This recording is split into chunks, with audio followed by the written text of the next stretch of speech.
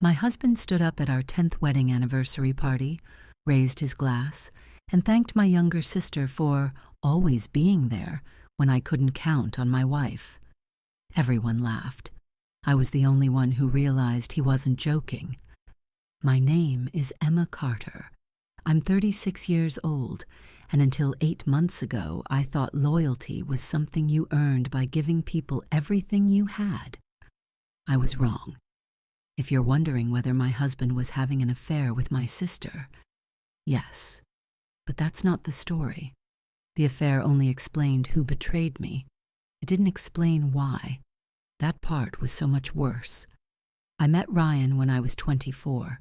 He was funny, confident, and somehow made every room feel lighter the moment he walked into it. I had just started my own event planning business, and he was working in marketing. Neither of us had much money, but we had ambition. We built our life together one paycheck at a time.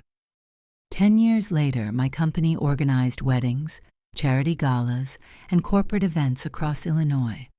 Ryan had left his job and started helping with the business. Officially, I remained the owner. Unofficially, everyone assumed we ran it together. I never corrected them. After all, he was my husband. Then there was my younger sister, Sophie. She'd always been the carefree one. She changed careers every year, moved apartments every 6 months, fell in love too quickly, and trusted the wrong people. When her fiancé left her 3 years before our anniversary, she had nowhere to go, so she moved in with us. It'll only be for a few weeks, she promised. Those weeks quietly turned into months, and then into years. Ryan said he didn't mind, and neither did I. She was family. At least, I thought she was. Our 10th anniversary was supposed to be perfect. We rented a beautiful lakeside venue, and almost 80 guests came.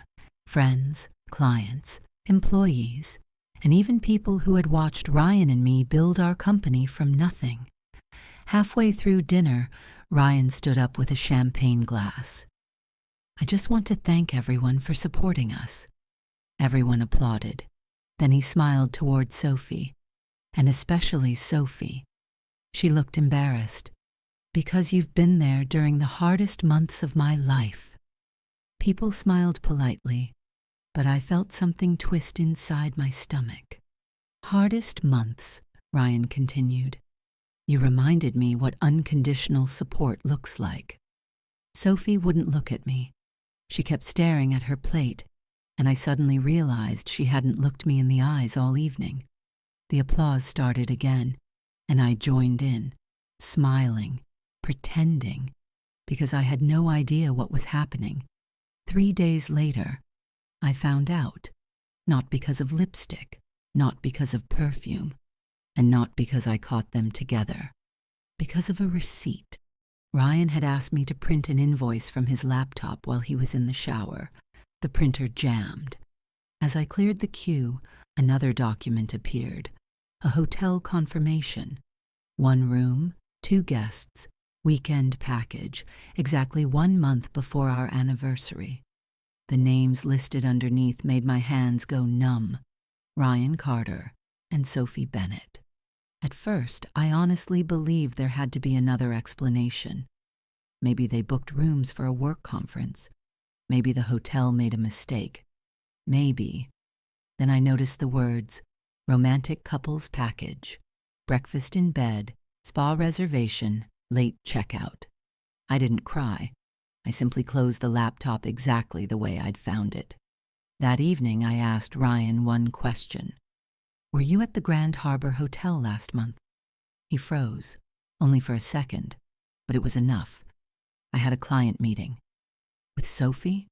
His face lost all color. Silence. That's when I knew. "You've been sleeping with my sister." It wasn't a question. Ryan sat down slowly. "I never wanted you to find out like this." Those words hurt more than a confession. Not "it didn't happen," not "you're wrong," just "I never wanted you to find out." He buried his face in his hands. "It wasn't planned." I laughed. A romantic hotel package isn't exactly spontaneous. He didn't answer. Instead, he whispered, "I'm in love with both of you." I had imagined this moment 1,000 different ways, screaming, throwing something, walking out. Instead, I asked, "Does Sophie know you're telling me?" He nodded. We agreed we couldn't keep lying. We. That single word shattered whatever hope I had left.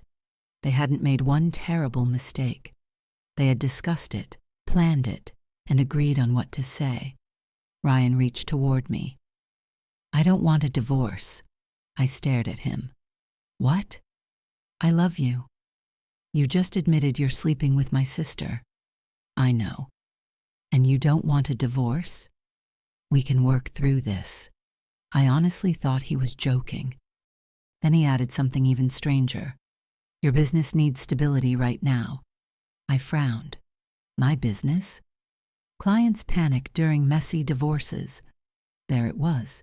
Not an apology, not guilt. Business, money, reputation. I stood up. "I'm going to stay at a hotel tonight." "No." He stood too quickly. "Please don't make any big decisions." That sentence stayed with me. Not "don't leave," not "please forgive me." Don't make any big decisions. Almost as if he was afraid of something much bigger than our marriage falling apart. The next morning, Sophie knocked on the hotel room door. I almost didn't open it. When I did, she immediately burst into tears. "I'm so sorry." I stayed silent. I never wanted this. Still silent. It just happened. I looked at her calmly. "How long?" She hesitated, then quietly answered, "About 8 months." 8 months. Almost exactly the same amount of time Ryan had suddenly become interested in handling more of the company's contracts. Almost exactly the same amount of time he'd insisted on meeting every new client himself and started saying, "You work too much. Let me take care of the paperwork." For the first time since discovering the affair, I stopped thinking about my marriage, and I started thinking about my business. For the rest of that day, I ignored every call from Ryan and every text from Sophie. I ignored everyone except my office manager, Melissa. She had worked with me for nearly 11 years. She knew every client, every vendor, and every contract. If something unusual had been happening inside my company, she'd notice it long before I would. I called her from the hotel. "Melissa, I need to ask you something." "Of course." "Has Ryan been changing the way we handle clients?" There was a long pause. I wasn't sure if I should say anything. My stomach tightened. "Just tell me." "He started asking us to copy him on every contract." "When?" "Around 8 months ago." The same number again. 8 months. He also asked accounting to send invoices directly to him before you approved them. "Why didn't anyone tell me?" Melissa sounded uncomfortable. "He said it was your idea." I closed my eyes. "Of course he did." "What else?" "He stopped letting you attend meetings with our biggest clients." I frowned. "What are you talking about?" "He always had a reason. Emma has another appointment. Emma wants me to handle this one. Emma trusts me completely." The words hit me like a truck. He hadn't been helping me. He had been replacing me. One meeting at a time, one client at a time, one decision at a time. After hanging up, I opened our company website. Normally, I never paid attention to the Our Team page. This time I did. My photograph was still there, but something had changed. Ryan's biography was twice as long as mine, and his title now read, Managing Partner. I blinked. Managing Partner? I had never given him that title. Then I noticed something else. Every recent press release quoted Ryan, not me. Every interview featured Ryan, not me. Every charity event listed Ryan as the primary contact, not me. It hadn't happened overnight. It had happened so slowly that I never noticed. While I was busy running the company, he had quietly become the face of it. That afternoon, I finally went back to the office. The moment I walked in, the room fell silent. Employees smiled awkwardly. Nobody knew what to say. News traveled fast. Melissa closed the office door behind me. "I need to show you something." She handed me a folder. "These arrived yesterday." Inside were 3 new client agreements, all worth more than $500,000 combined. Every single one listed Ryan as the primary representative. My name appeared only once, at the bottom, under the words, "Owner approval required." Except the approval signature was already there. My signature. Perfect. Except I hadn't signed any of them. I looked at Melissa. "Did you see me approve these?" She slowly shook her head. "I thought maybe you signed them at home." "No." She swallowed. "I was afraid you'd say that." I took a deep breath. "Melissa." "Yes?"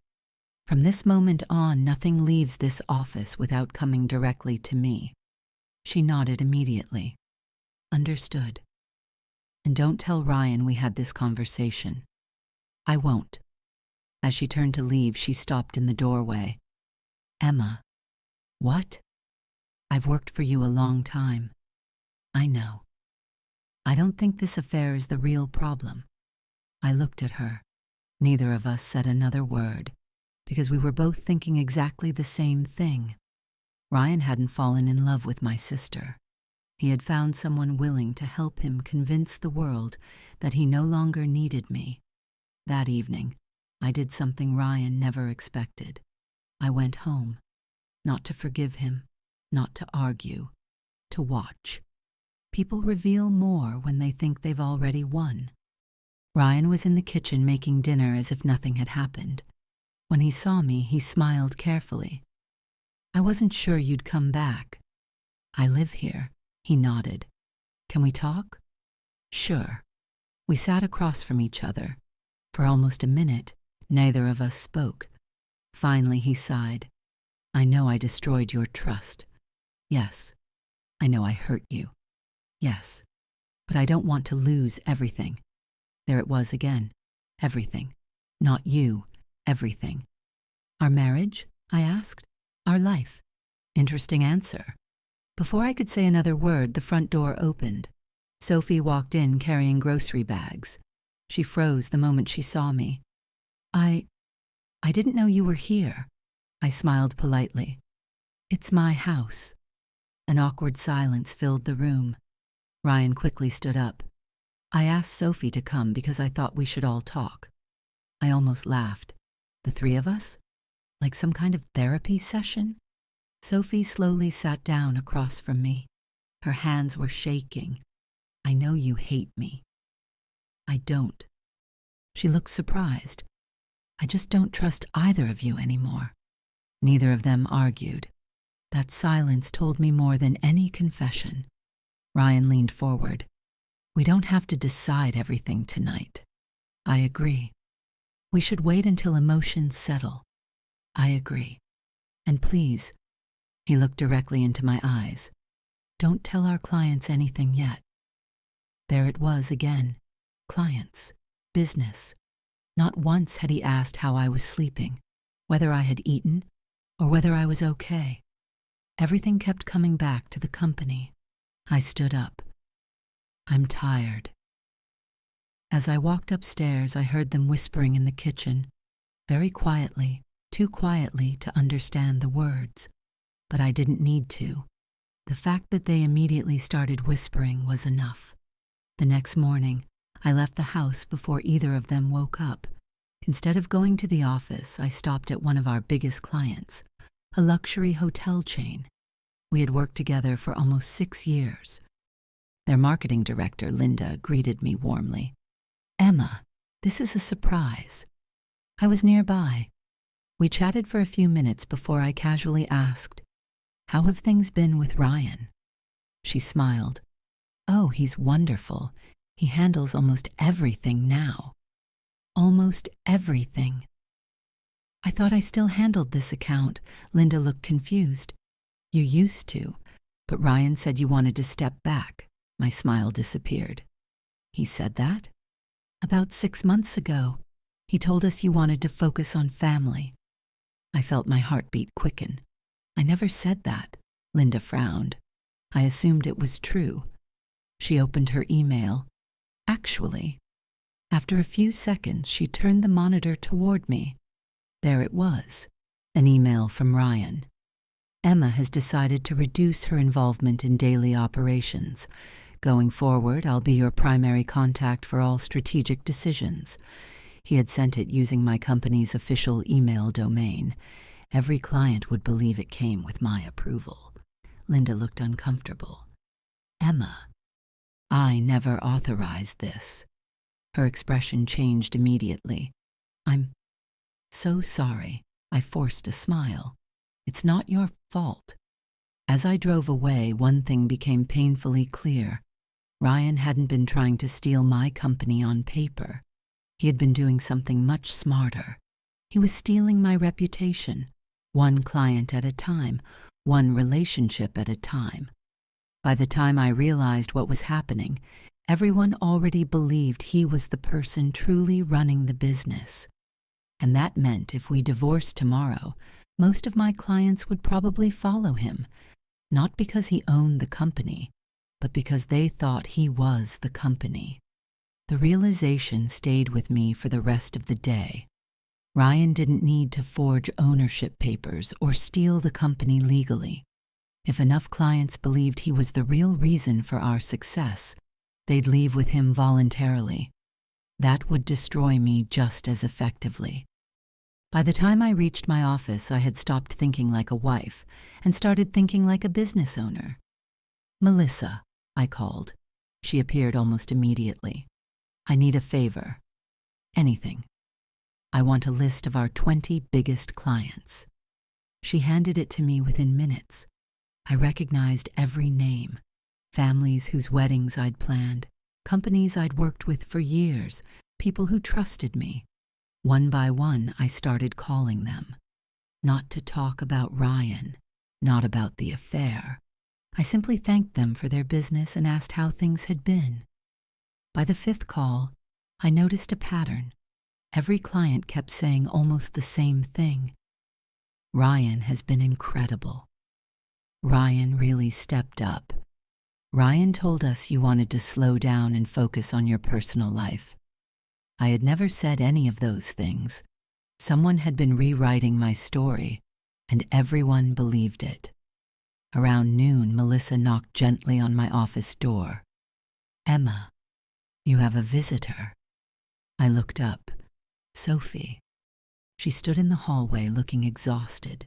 Dark circles under her eyes, hair tied back, no makeup. She looked nothing like the confident woman I'd confronted days earlier. I just want 5 minutes. I almost said no. Instead, I pointed to the chair. She sat down but couldn't meet my eyes. I know you think I'm the villain. I stayed quiet. But there's something you don't know. I folded my arms. I'm listening. She took a deep breath. The affair was real, I know. But Ryan told me you were planning to leave him. I frowned. What? He said you'd fallen out of love years ago, and that the marriage only existed because of the business. Every word sounded more ridiculous than the last. He told me you were preparing divorce papers. I couldn't believe what I was hearing. I've never spoken to a divorce lawyer. I know that now. Silence filled the room. Sophie finally looked at me. I believed him. For 8 months? She nodded slowly. He said you already had someone else. I almost laughed, not because it was funny, but because the lies were so outrageous. He said staying with him was just easier financially. I shook my head. So you decided sleeping with my husband was helping him? Tears filled her eyes. No, she whispered. I thought I was helping both of you move on. I wanted to be angry, but instead, I saw something I hadn't noticed before. Real confusion. Not guilt, not manipulation. Someone had been lying to her, too. Before I could ask another question, her phone buzzed. She glanced at the screen, and her face immediately changed. What? She quickly locked it. Who was it? She hesitated, then quietly answered. Ryan. I held out my hand. Let me see. For several seconds, she didn't move. Finally, she handed me the phone. There was only one new message. Don't tell Emma anything about tomorrow. We're almost done. I slowly looked back at her. Tomorrow? She started crying again. I don't know exactly what he meant. What happens tomorrow? I swear, Emma, I don't know. For the first time since this nightmare began, I believed her. Not completely, but enough to realize one important thing. Ryan wasn't just manipulating me anymore. He was manipulating Sophie too, and if he was lying to both of us, then whatever was happening tomorrow, he intended to face it alone. The moment Sophie left, I stopped trying to guess what Ryan was planning. I needed facts, not assumptions. I called Melissa into my office. I want every meeting on Ryan's calendar for tomorrow. She opened the shared scheduling system. There are only 2. Only 2? She nodded. The first is with Henderson Hotels at 9. I canceled that last week. I know, but they're still coming. I frowned. And the second? Melissa's face became serious. 10:30. She turned the monitor toward me. Private executive meeting. No location, no notes, no attendees, just Ryan. He never hides meetings, I said. He does now. I immediately called Ryan and he answered on the second ring. Hey. I was looking at tomorrow's schedule. What's the executive meeting? A brief pause. Just paperwork, nothing exciting, he laughed. We're finally closing the deal with Henderson. That's strange. Why? I spoke to Linda this morning. Silence. Then he recovered. Oh, she must have forgotten. No, I said calmly. She said there isn't a meeting. Another pause. Longer this time. Finally, he sighed. Emma, can we please not do this? Question every little thing. I asked a simple question. I'll explain tonight. No, you'll explain now. Instead of answering, he hung up. I smiled. For the first time since discovering the affair, Ryan had lost control of the conversation. 10 minutes later, Melissa knocked again. He just canceled all his afternoon meetings. Where did he go? He didn't say. I grabbed my keys. I think I know. Ryan always went to the same coffee shop whenever he needed privacy. Halfway between our office and downtown. Small, quiet, where no employees from our company ever went. When I walked in, I spotted him immediately. He wasn't alone. A man in an expensive gray suit sat across from him. Late 50s, silver hair, leather briefcase. Definitely not one of our clients. I ordered a coffee and sat near the back of the cafe, close enough to hear pieces of the conversation. She still doesn't know. That was Ryan. The older man answered quietly. Then tomorrow has to happen. It will. And the sister? Ryan shrugged. She's no longer a problem. My heart started racing. The man opened his briefcase and slid a folder across the table. Ryan didn't even look inside. He simply signed the last page and then they shook hands. The entire meeting lasted less than 10 minutes. As the older man walked toward the exit, he passed right beside my table. For a split second, he looked directly at me, and his expression changed just slightly. Recognition. He knew exactly who I was. He walked out without saying a word. Ryan remained inside, staring at his coffee. I waited another minute before walking over. He looked up, completely shocked.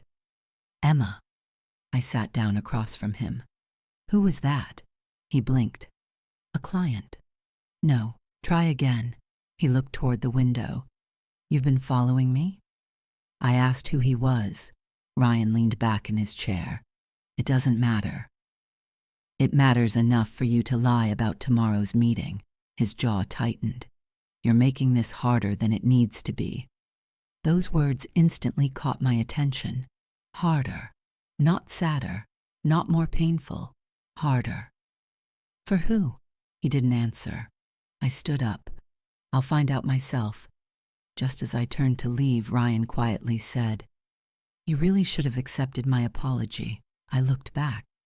What does that mean? He sighed. It means... For the first time since I'd known him, I saw no guilt in his face, only confidence. By tomorrow afternoon, none of this will matter anymore.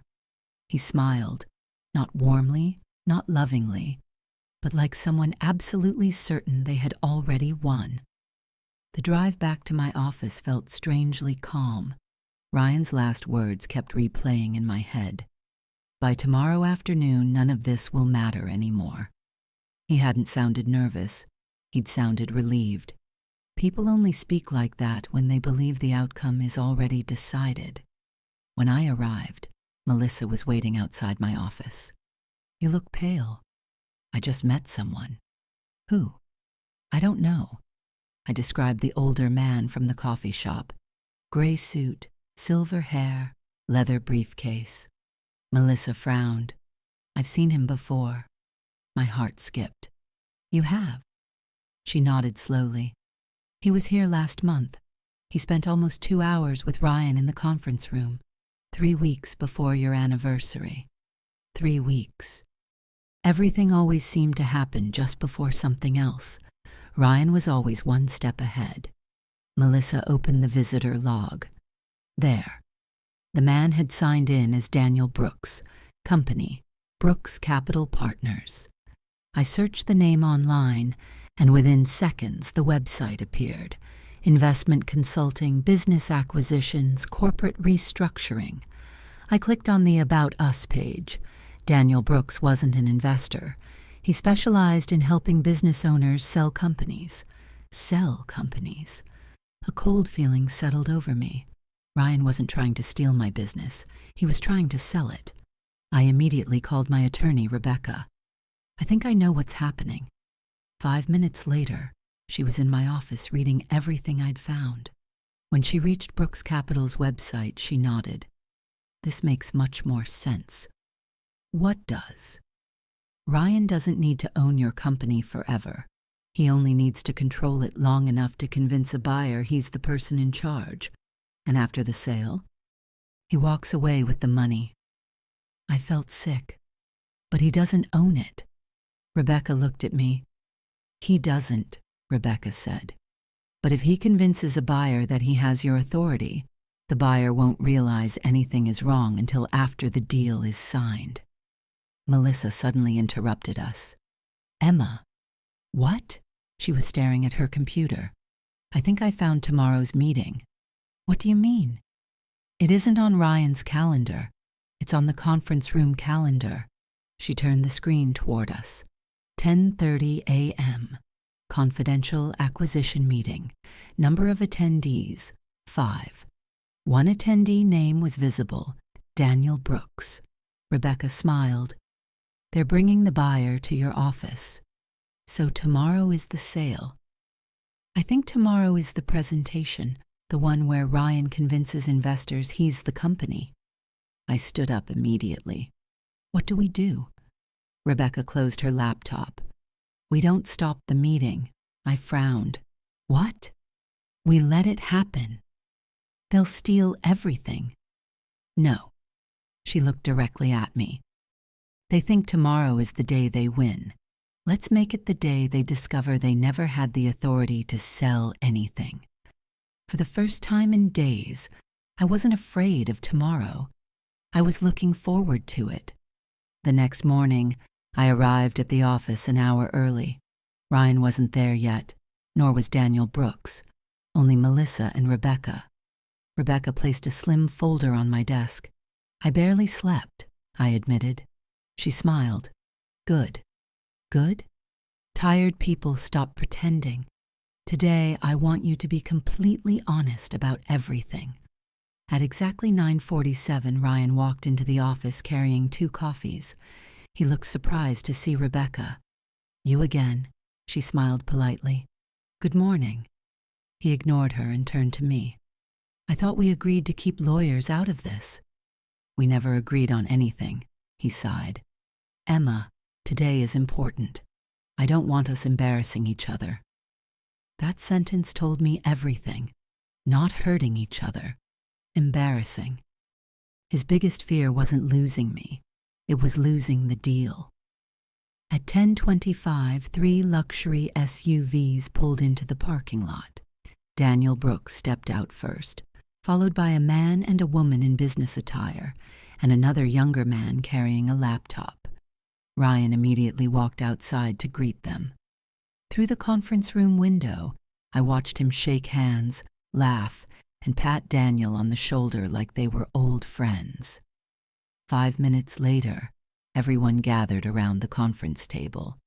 Ryan stood at the front of the room beside a large screen. "Thank you all for coming."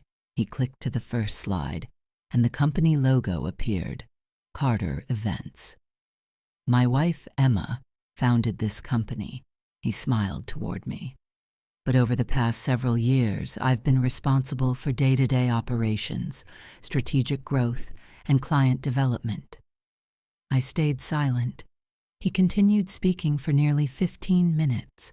Revenue, growth, future expansion. Every success sounded like his accomplishment. Every sacrifice I'd made had quietly disappeared from the story.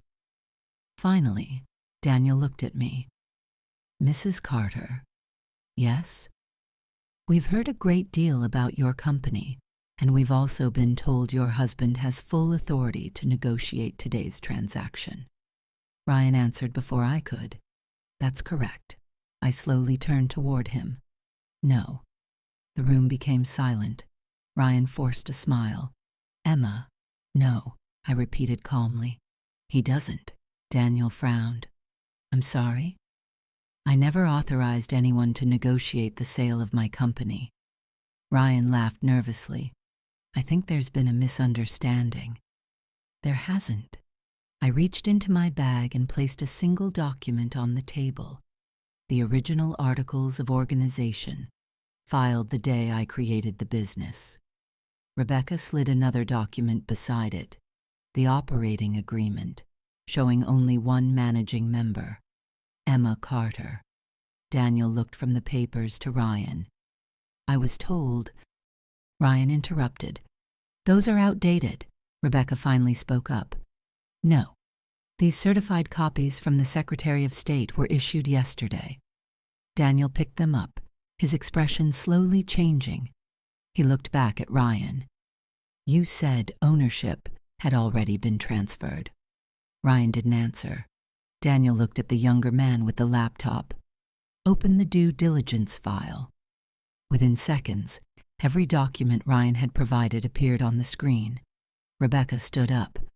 "Please go to page 24. The forged signature, the altered ownership page, the fake authorization."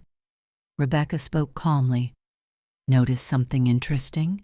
The fonts don't match." Daniel leaned closer. "Correct. The page numbers don't match either." The younger analyst frowned. "This page was inserted later." "Exactly." Rebecca nodded. Nobody spoke.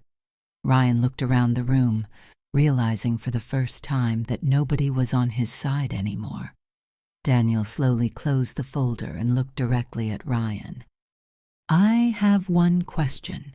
Did Emma Carter ever authorize this sale?" Ryan opened his mouth, closed it, and then quietly answered. The room fell completely silent. Daniel stood up. "So this meeting is over." He gathered his papers without another word. As he reached the door, he turned back toward me. "Mrs. Carter, I'm very sorry."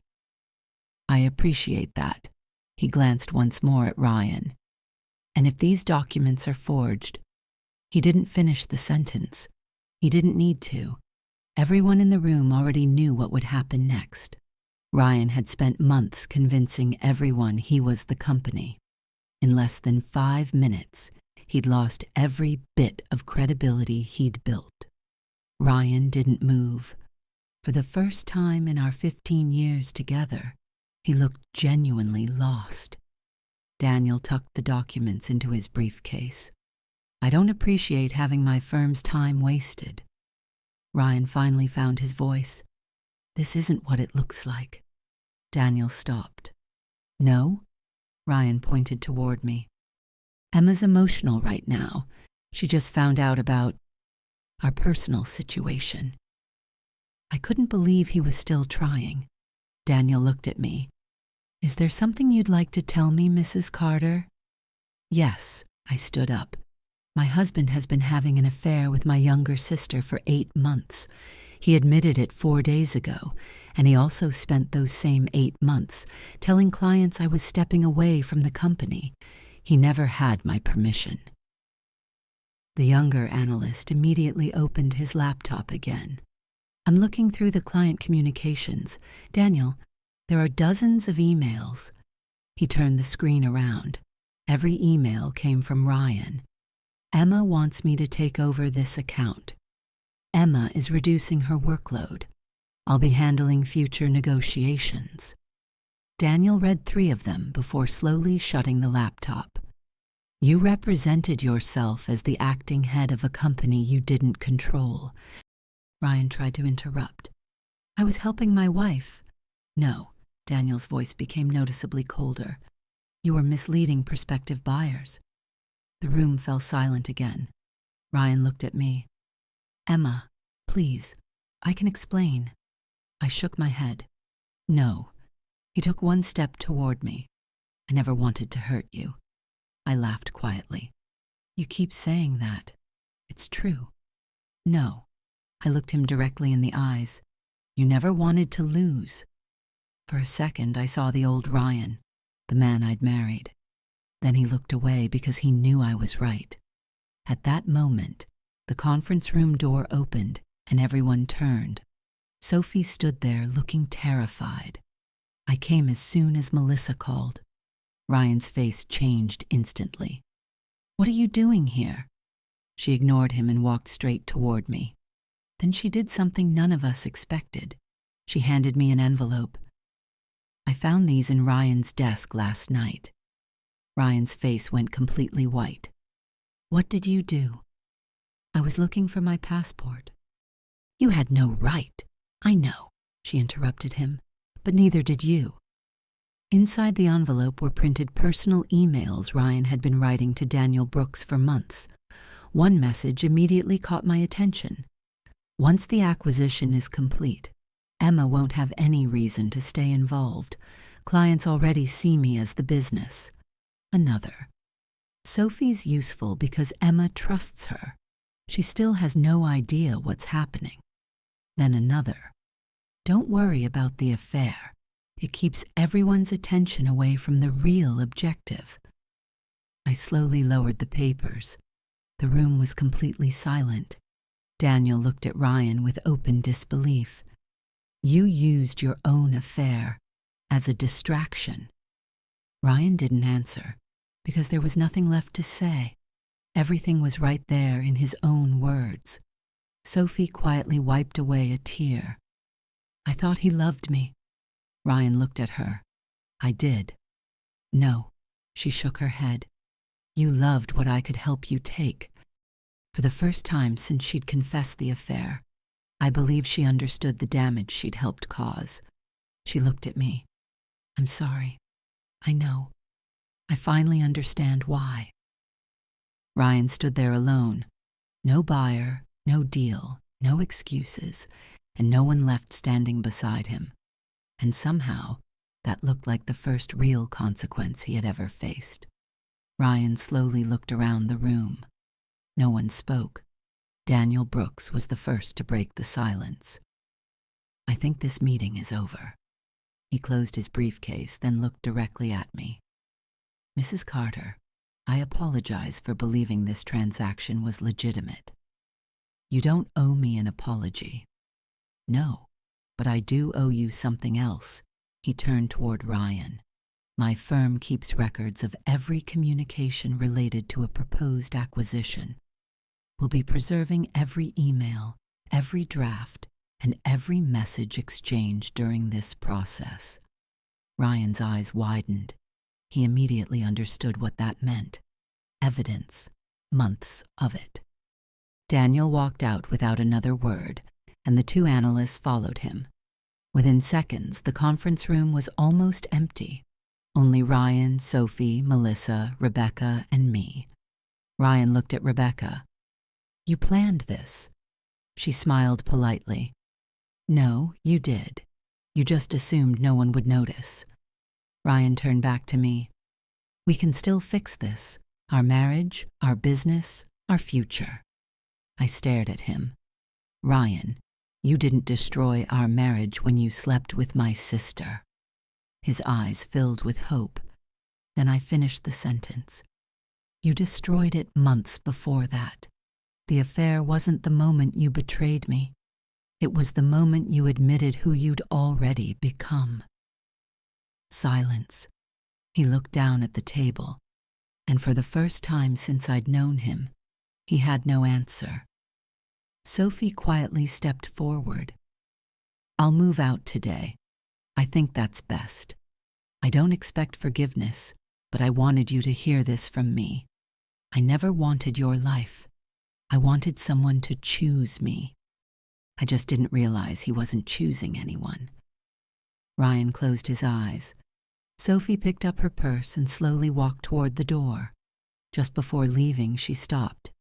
"Emma, I hope one day you remember me as your sister before all of this." Then she left. I never answered, because I honestly didn't know if I could. Over the next few weeks, everything changed. Word spread surprisingly fast through our industry, not because I told anyone, but because Daniel Brooks did.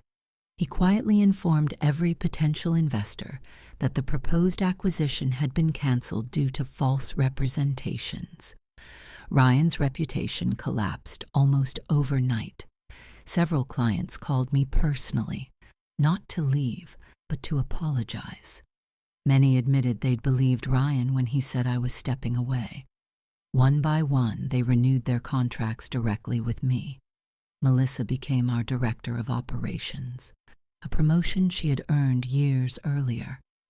Rebecca helped me review every agreement Ryan had signed. Most were valid, but the ones that weren't were canceled immediately. As for Ryan, he moved into a small apartment across town. The divorce wasn't dramatic. No screaming matches, no public scenes, just paperwork. The one thing he had always cared about. The irony wasn't lost on either of us. Several months later, I received one final email from him containing only one sentence. "I never stopped loving you."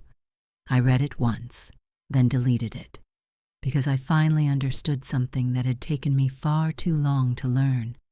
Love isn't what someone says when they're afraid of losing you. Love is what they protect before there's anything to lose. Ryan had protected his ambition, his image, and his future, just never our marriage. As for me, I kept the company, the clients, and the house. But more importantly, I kept the one thing Ryan had spent months trying to take from me, my name. And this time, no one would ever tell my story for me again. Thank you so much for watching. Drop a comment below, hit that subscribe button, and I'll see you in the next one.